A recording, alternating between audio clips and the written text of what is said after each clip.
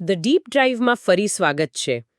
આજે આપણી પાસે કેટલાક એવા સ્ત્રોત છે જેણે ખરેખર મને વિચારવા પર મજબૂર કરી દીધી છે.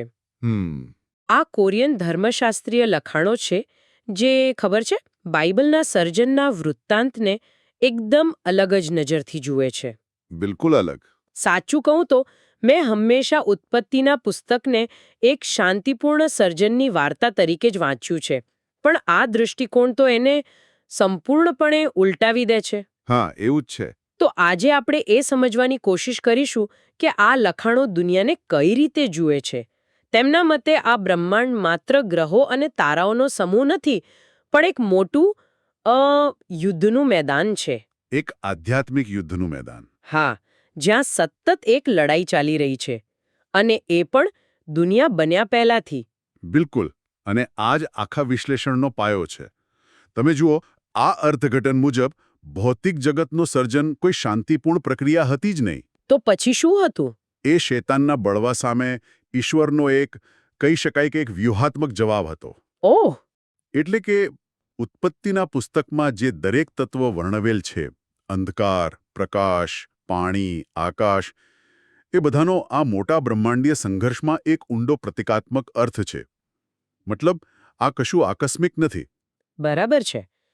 તો પછી આ યુદ્ધની શરૂઆત ક્યાંથી થઈ? મતલબ, સર્જન પહેલા શું સ્થિતિ હતી? આ સ્રોતો મુજબ ઈશ્વરે સૌથી પહેલું કામ શું કર્યું? વાર્તાની શરૂઆત ખરેખર તો એક જેલ બનાવવાથી થાય છે. જેલ? હા, સ્રોતો કહે છે કે ઈશ્વરે શૈતાન ગુરાત્તેને કેદ કરવા માટે હેડિસ અથવા શિઓલ કહો એવી એક જગ્યા બનાવી. અને આ કોઈ સામાન્ય જેલ નથી, પણ એક અંધકારમય ઊંડો ખાડો છે. એક એવી જગ્યા જ્યાં સંપૂર્ણ અંધકાર અને શૂન્યતા છે. અને એમ પણ કહેવાય છે કે તેની નીચે અગાધ કૂપ આવેલો છે, જે એનાથી પણ ભયાનક જગ્યા છે. એક મિનિટ, તમે શેતાન ગુરાત્તે શબ્દ વાપર્યો, એમાં ગુરાત્તેનો કોઈ ખાસ અર્થ છે? શું આ સ્રોતોમાં વપરાતો કોઈ વિશિષ્ટ શબ્દ છે? હા, સારો પ્રશ્ન છે. આ એક વિશિષ્ટ શબ્દ છે. આ લખાણોમાં ગુરાત્તેનો ભાવ બંધનમાં જકડાયેલો અથવા કેદ થયેલો એવો થાય છે. ઓકે. એટલે તે માત્ર શેતાન નથી, પણ કેદ થયેલો શેતાન છે. આ નામ જ તેની સ્થિતિ દર્શાવે છે. અને આ બધું તમે જુઓ, પ્રથમ અને બીજા ઈશ્વરે સમય અને અવકાશની રચના કરી તે પછી બન્યું હતું. તમે પ્રથમ અને બીજા ઈશ્વરનો ઉલ્લેખ કર્યો, જે સામાન્ય રીતે સાંભળવા નથી મળતું. શું તમે આ ખ્યાલને થોડો સ્પષ્ટ કરી શકશો? ચોક્કસ. આ ધર્મશાસ્ત્રમાં પ્રથમ ઈશ્વર એ મૂળ અદૃશ્ય અસ્તિત્વ છે, જ્યારે બીજા ઈશ્વર એ તેમનું પ્રગટ સ્વરૂપ છે, જે સર્જનનું કાર્ય કરે છે. સમજાઈ ગયું. હા, આ એક જટિલ વિષય છે, પણ ટૂંકમાં સર્જનનું કાર્ય ઈશ્વરના પ્રગટ સ્વરૂપ દ્વારા થયું. હવે શેતાનના પતનનું કારણ એ હતું એનું અભિમાન. અભિમાન. યશાયાના પુસ્તકનો ઉલ્લેખ કરતા આ સ્રોતો કહે છે કે શેતાને પોતાના મનમાં એવી ઈચ્છા કરી કે હું મારું સિંહાસન ઈશ્વરના તારાઓથી પણ ઊંચે સ્થાપિત કરીશ અને સર્વોચ્ચ ઈશ્વર જેવો બનીશ. અને આ જ અભિમાને એને નીચે ધકેલી દીધો. બરાબર, સીધો હેડિસના અંધકારમય ખાડામાં. તો ઈશ્વરે બ્રહ્માંડના એક ખૂણામાં શૈતાન માટે એક અંધારી જેલ બનાવી. અને અહીંથી વાર્તા ખરેખર રસપ્રદ બને છે. કારણ કે સ્ત્રોતો કહે છે કે ઈશ્વરે તે જ અંધકારમય જેલ હેડિસની વચ્ચોવચ કંઈક અણધાર્યું કર્યું. બરાબર. તેમણે એ અંધકારની વચ્ચે પ્રકાશનું એક નાનકડું ક્ષેત્ર બનાવ્યું. અને એ ક્ષેત્ર એટલે બીજું કંઈ નહીં પણ એડનનો બગીચો. આ વિચાર જ ક્રાંતિકારી છે. છે જ. એડન કોઈ સુરક્ષિત સ્વર્ગીય સ્થળ નહોતું. એ તો દુશ્મનના વિસ્તારમાં સ્થાપિત થયેલી એક લશ્કરી ચોકી જેવું હતું. વાહ! એટલે કે એડનનો બગીચો કોઈ શાંતિપૂર્ણ સ્વર્ગ નહીં, પણ દુશ્મનના વિસ્તારની વચ્ચોવચ્ચ સ્થાપિત થયેલી એક લશ્કરી ચોકી હતો. આ વિચાર તો આદમ અને હવાના સમગ્ર ઉદ્દેશ્યને જ બદલી નાખે છે. બિલકુલ. આદમની રચના માત્ર બગીચાની દેખરેખ રાખવા માટે નહોતી થઈ. તો પછી શા માટે? તેને એ અંધકાર પર વિજય મેળવવા અને શાસન કરવા માટેના પ્રકાશ તરીકે બનાવવામાં આવ્યો હતો. કલ્પના કરો કે એક વિશાળ અંધકારમય ઓરડામાં એક નાની મીણબત્તી પ્રગટાવવામાં આવે. આદમ એ મીણબત્તી હતો, જે શૈતાનના સામ્રાજ્યના હૃદયમાં પ્રગટાવવામાં આવ્યો હતો. ઈશ્વરનો હેતુ એ સાબિત કરવાનો હતો કે તેમનો માર્ગ તેમની આજ્ઞાઓ શૈતાનના બળવાખોર માર્ગ કરતાં શ્રેષ્ઠ છે. આનાથી અય્યુબના પુસ્તકની એ વાત પણ સમજાય છે, જ્યાં કહેવાયું છે કે જ્યારે ઈશ્વરે પૃથ્વીનો પાયો નાખ્યો ત્યારે પ્રભાતના તારાઓએ ગીતો ગાયા અને ઈશ્વરના પુત્રો એટલે કે દેવદૂતોએ આનંદથી પોકાર કર્યો. તો શું તેઓ આ જ ક્ષણની ઉજવણી કરી રહ્યા હતા? આ અર્થઘટન મુજબ હા, બિલકુલ. જ્યારે ઈશ્વરે શૈતાનના અંધકારમય સામ્રાજ્યમાં પ્રકાશરૂપી આદમની રચના કરી ત્યારે વફાદાર દેવદૂતોએ આનંદ મનાવ્યો. કેમ? તેઓ એટલા માટે ખુશ હતા કારણ કે ઈશ્વરે એક એવી વ્યૂહરચના બનાવી હતી જે આખરે તેમની સચ્ચાઈ સાબિત કરશે. આદમ એ યોજનાનો પહેલો સિપાહી હતો. અને ભવિષ્યવાણી શું છે? ભવિષ્યવાણી એ છે કે અંતિમ આદમ એ નાની મીણબત્તી જેવો નહીં, પણ એક સૂર્ય તરીકે આવશે જે સંપૂર્ણ અંધકારને હંમેશા માટે દૂર કરી દેશે. તો ઈશ્વરે શૈતાનના ક્ષેત્રમાં પ્રકાશ એટલે કે આદમ સ્થાપિત કર્યો. આનાથી બ્રહ્માંડમાં એક સ્પષ્ટ વિભાજન થયું અને આ વિભાજનનો વિચાર આપણને સીધો સર્જનના બીજા દિવસે લઈ જાય છે. પાણીના ભાગલા પર. હા, જ્યાં પાણીના ભાગલા પાડવાની રહસ્યમય વાત આવે છે. આ વાત મને હંમેશા થોડી અટપટી લાગી છે, પણ આ યુદ્ધભૂમિના સંદર્ભમાં કદાચ તેનો કોઈ ઊંડો અર્થ હશે. ચોક્કસપણે. બીજા દિવસે ઈશ્વરે પાણીને 2 ભાગમાં વહેંચ્યું, આકાશની ઉપરનું પાણી અને આકાશની નીચેનું પાણી. હવે આ કોઈ ભૌતિક વિભાજન માત્ર નથી, આ એક આધ્યાત્મિક સીમા છે. સ્ત્રોતો સૂચવે છે કે આકાશની ઉપરનું પાણી એ કાચનો સમુદ્ર છે. કાચનો સમુદ્ર? હા, તે શાંત, સ્થિર અને શુદ્ધ છે, જે દૈવી ક્ષેત્ર એટલે કે ઈશ્વરના શાસનનું પ્રતીક છે. આ તે સ્થાન છે જ્યાં ઈશ્વરનો આત્મા ફરે છે. અને આકાશની નીચેનું પાણી દેખીતી રીતે તે શૈતાનનું ક્ષેત્ર હશે. બરાબર. આકાશની નીચેનું પાણી અને તેની ઉપરનું આકાશ, જેને ફર્મામેન્ટ કહે છે, તે શૈતાન ગુરાત્તેનું ક્ષેત્ર છે. તે તોફાની, અસ્તવ્યસ્ત અને અંધાધૂંધીનું પ્રતીક છે. ઓકે. અને અહીં એક ખૂબ જ રસપ્રદ બાબત છે જે સ્ત્રોતો દર્શાવે છે. બાઇબલમાં સર્જનના બીજા દિવસના અંતે ઈશ્વરે એમ નથી કહ્યું કે તે સારું હતું જેમ તેમણે અન્ય દિવસોના અંતે કહ્યું હતું. આ તો મેં ક્યારે નોંધ્યું નહોતું. સાચે જ? તો એવું શા માટે? કારણ કે તે ક્ષેત્ર હજુ પણ બળવાખોર શક્તિના પ્રભાવ હેઠળ હતું. તે હજુ સુધી સંપૂર્ણ રીતે ઈશ્વરની વ્યવસ્થામાં આવ્યું નહોતું. એટલે કે તે હજી પણ વિવાદિત વિસ્તાર હતો. એકદમ.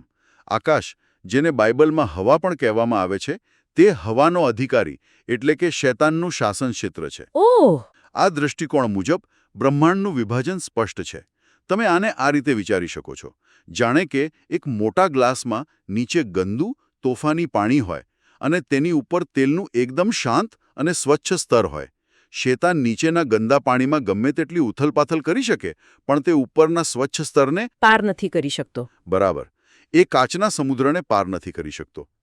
તે હેડિસમાંથી છટકી શકતો નથી. અને જો એવું હોય તો શું એનો અર્થ એ છે કે માનવ જીવનનો મૂળભૂત હેતુ જ આ સંઘર્ષમાં એક પક્ષ લેવાનો છે? શું આ દૃષ્ટિકોણ મુજબ તટસ્થ રહેવાનો કોઈ વિકલ્પ જ નથી? આ સ્ત્રોતો મુજબ બિલકુલ નથી. માનવતા આ યુદ્ધના કેન્દ્રમાં છે. અને હવે આ સ્ત્રોતો એક બીજો ખૂબ જ મોટો દાવો કરે છે. કયો? તેઓ સર્જનના દિવસોને માનવ ઇતિહાસ સાથે જોડે છે. હા, એ કે સર્જનનો દરેક દિવસ માનવ ઇતિહાસના 1000 વર્ષ બરાબર છે. આ એક બહુ મોટો વિચાર છે. ચાલો આને જરા ધીમેથી સમજીએ. આને ખાલી એક સૂચિ તરીકે ન જોઈએ. ઉદાહરણ તરીકે બીજો દિવસ અને નૂહનો જળપ્રલય, આ બંને કેવી રીતે જોડાયેલા છે? આ જોડાણ ખૂબ જ ઊંડું છે. તમે જુઓ, આ સિદ્ધાંત મુજબ પહેલો દિવસ એટલે કે પહેલા 1000 વર્ષ પ્રકાશના સર્જનનો હતો, જે આદમના સર્જનનું પ્રતીક છે. બરાબર. બીજો દિવસ એટલે બીજા 1000 વર્ષ પાણીના વિભાજનનો હતો. હવે જુઓ, ઇતિહાસમાં આ જ સમયગાળામાં નૂહનો જળપ્રલય થયો. હા. નૂહનું વહાણ ક્યાં તરતું હતું? એ જ નીચેના પાણી પર, જે અંધાધૂંધી અને વિનાશનું પ્રતીક છે. પણ વહાણ, જે ઈશ્વરના બચાવનું પ્રતીક છે, તે પાણીની ઉપર રહ્યું. વાહ! તો આ અર્થઘટન મુજબ નૂહનો જળપ્રલય એ માત્ર એક ઐતિહાસિક ઘટના નહોતી, પણ સર્જનના બીજા દિવસનું ભૌતિક પ્રતિબિંબ હતું. જાણે કે એ આધ્યાત્મિક વાસ્તવિકતા પૃથ્વી પર ભજવાઈ રહી હોય. બરાબર. આ તો ઇતિહાસ અને ધર્મશાસ્ત્રને એક સાથે વણી લેવા જેવું છે. ખરેખર.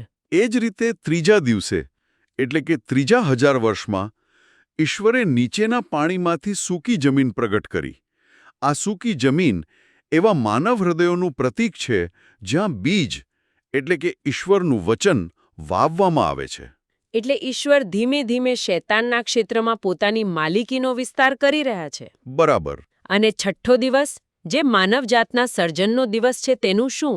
6000 વર્ષના અંતે શું થશે? છઠ્ઠા દિવસના અંતે એટલે કે છઠ્ઠા 1000 વર્ષના અંતે આદમ એટલે કે માનવતા ઈશ્વરના સ્વરૂપમાં સંપૂર્ણ બનશે. આ એ સમય હશે જ્યારે શહીદ સાક્ષીઓની નિર્ધારિત સંખ્યા પૂર્ણ થશે. જે લોકો ઈશ્વરના વચન પ્રત્યે વફાદાર રહ્યા. હા, અને સ્રોતો કહે છે કે તેઓ સમુદ્રના માછલા, હવાના પક્ષીઓ અને પૃથ્વીના પ્રાણીઓ પર રાજ કરશે. આનો કોઈ શાબ્દિક અર્થ છે? ના, આનો શાબ્દિક અર્થ નથી. આ પ્રતિકાત્મક છે. તેનો અર્થ એ છે કે તેઓ શૈતાનના ક્ષેત્રો, નીચેનું પાણી, હવા અને પૃથ્વી પર આધ્યાત્મિક સત્તા મેળવશે. આ સંઘર્ષમાં દુશ્મનનું સ્વરૂપ કેવું છે તે સમજવું પણ જરૂરી છે. સ્રોતોમાં શૈતાન માટે લેવ્યાથાન અને ટાનિન જેવા ખૂબ જ શક્તિશાળી પ્રતીકોનો ઉપયોગ થયો છે. હા, આ પ્રાચીન પૌરાણિક જીવો છે જે અહીં શૈતાનના સ્વભાવને દર્શાવવા માટે વપરાયા છે.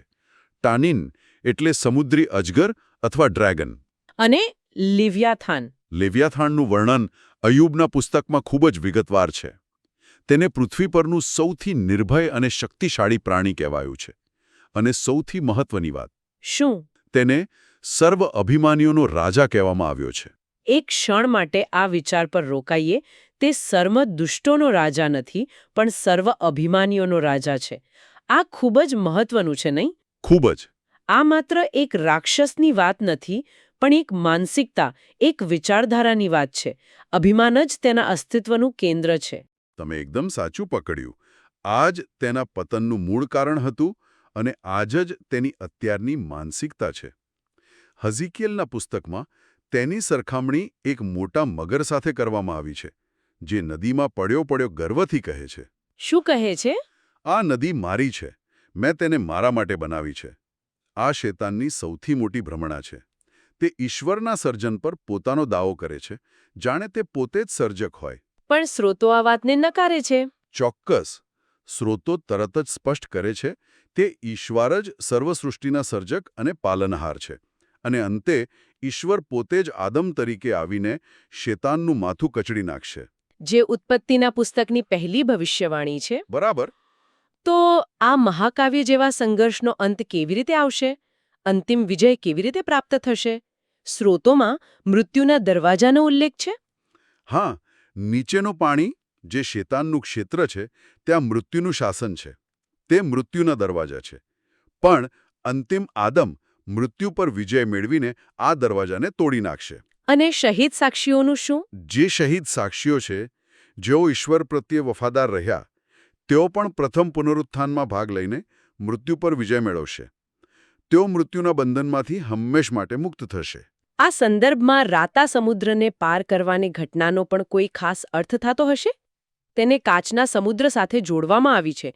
તો શું ઇઝરાયેલનો ઇતિહાસ પણ આ મોટા સંઘર્ષનું એક નાનું સ્વરૂપ છે? બરાબર. આ અર્થઘટન મુજબ તે એક ઐતિહાસિક પૂર્વદર્શન હતું. એક ફોરશેડોઈંગ. હા, જેમ મૂસાએ ઇઝરાયેલીઓને રાતા સમુદ્રની પાર સુરક્ષિત રીતે દોર્યા, જે અંધાધૂંધી અને મૃત્યુના પાણીમાંથી પસાર થવા એવું હતું, તેમ હલવાન એટલે કે ધ લેમ્બ પોતાના શહીદોને કાચના સમુદ્રની પાર એટલે કે દૈવી ક્ષેત્રમાં દોરી જશે. આ એક અંતિમ મુક્તિ અને સંપૂર્ણ વિજયનું પ્રતીક છે. બિલકુલ. અને શૈતાન ગુરાતે જે આખી વાર્તાનો ખલનાયક છે, તેનું અંતિમ પરિણામ શું થશે? અંતિમ યુદ્ધ પછી તેને પકડીને 1000 વર્ષ માટે અગાધ કૂપમાં બાંધવામાં આવશે. અને ત્યાર પછી એક ખૂબ જ આશ્ચર્યજનક અને ગહન વાત કહેવામાં આવી છે. કઈ વાત? ગીતશાસ્ત્ર 148નો ઉલ્લેખ કરીને સ્રોતો કહે છે કે અંતિમ ન્યાય પહેલા શૈતાન ગુરાતે પણ ઈશ્વરની સ્તુતિ કરશે અને પછી તેને હંમેશ માટે આગની ખાઈમાં નાખી દેવામાં આવશે. આ તો ખૂબ જ શક્તિશાળી વિચાર છે. એનો અર્થ એ કે ઈશ્વરનું સાર્વભૌમત્વ એટલું સંપૂર્ણ અને નિર્વિવાદ છે કે તેમનો સૌથી મોટો દુશ્મન પણ અંતે તેમની મહાનતા સ્વીકારવા માટે મજબૂર થશે. ભલે તે ક્ષણભર માટે જ કેમ ન હોય. હા. બરાબર. તે અંતિમ વિજયની પરાકાષ્ઠા છે જ્યાં કોઈ પણ બળવો ટકી શકતો નથી.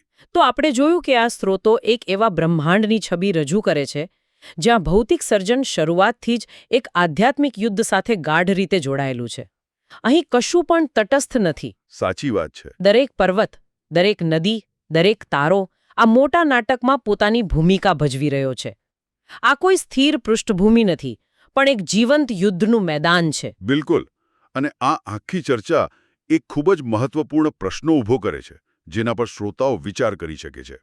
જો સર્જનનું દરેક તત્વ, સમુદ્રથી લઈને આકાશ સુધી અને આપણું પોતાનું અસ્તિત્વ પણ આ મોટા વૈશ્વિક સંઘર્ષમાં એક યુદ્ધભૂમિ અથવા પ્રતીક હોય, તો તે આપણી આસપાસની દુનિયા પ્રત્યેની આપણી દૃષ્ટિને કેવી રીતે બદલી શકે છે? શું આપણે કુદરતને માત્ર સંસાધનોના સ્ત્રોત તરીકે જોઈશું, કે પછી એક એવી જગ્યા તરીકે જ્યાં સત્ય અને અસત્ય વચ્ચેનો સંઘર્ષ સતત ચાલી રહ્યો છે અને આપણે તેમાં સક્રિય ભાગીદાર છીએ?